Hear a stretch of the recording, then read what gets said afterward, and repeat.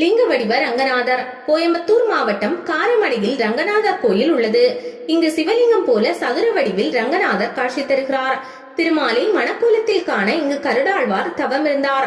திருமாலும் காட்சியளிக்க அந்த இடத்தில் சுயம்புவாக திருமால் எழுந்தருளினார். பின்னாளில் காரை மரங்கள் நிறைந்த காடாக இப்பகுதி இருந்தது. அங்கு மேய்ச்சலுக்காக வந்த பசு ஒன்று குறிப்பிட்ட இடத்தில் தினமும் பால் சொரிந்தது. தோண்டிய போது ரத்தம் பீரிட்டது. அந்த இடத்தில் சுயம்புவாக தான் இருப்பதை அசரீரியாக தெரிவித்தார் திருமால். அவருக்கு கோயில் கட்டப்பட்டது. கருவறையில் மூலவர் சதுர பீடமாக இருக்கிறார். இவரை ரங்கநாதர், வெங்கடேச பெருமாள் என அழைக்கின்றனர். பிரம்ம கருட தீர்த்தங்கள் உள்ளன. வேணுகோபாலர், சந்தான கிருஷ்ணர், பரவாசுதேவர், நாகர், ராமானுஜ சன்னதிகள் உள்ளன.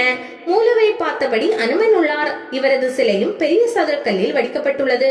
கோயிலுக்கு அருகில் உள்ள மலை மீது தாயார் சன்னதி உள்ளது. பெட்டத்தம்மன் என அழைக்கின்றனர். மாசி பிரம்மோற்சவத்தின் 5ஆம் நாளில் மலை கோயிலில் உள்ள தாயாரை கும்பத்தில் எழுந்திருள செய்து அடிவார கோயிலுக்கு கொண்டு வருவர். அதை கருவறையில் வைத்து பூஜை நடத்துவர். மறுநாள் அதிகாலையில் திருக்கல்யாண வைபவம் நடக்கும். ரங்கநாதருக்கு வலது புறத்தில் ரங்கநாயகிக்கு பிற்காலத்தில் தனி சன்னதி கட்டப்பட்டது. இங்கு வரும் பக்தர்களுக்கு சடாரி வைப்பதில்லை. ராமபாணத்தால் ஆசி அளிக்கின்றனர்.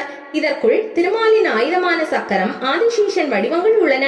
மாசி மகத்தன்று சுவாமி தேரிலும் எழுந்தருள்வார். தேர் நிலைக்கு வந்ததும் பக்தர்கள் தேன், பழம், கற்கண்டு, சர்க்கரை, தேங்காய் ஆகியவை கலந்த பிரசாதத்தை ஏந்தி ரங்கன் வருகிறான், கோவிந்தன் வருகிறான் என சொல்லி ஒருவருக்கொருவர் கொடுத்து மகிழ்வர். இதற்கு கபால சேவை என்று பெயர். தேரோட்டத்தின் போது சுவாமியின் பாதத்தில் தண்ணீர் விடும் தண்ணீர் சேவை, கையில் பந்தம் ஏந்தி கொள்ளும் பந்த சேவையை பக்தர்கள் வேண்டுதலாக செய்கின்றனர்.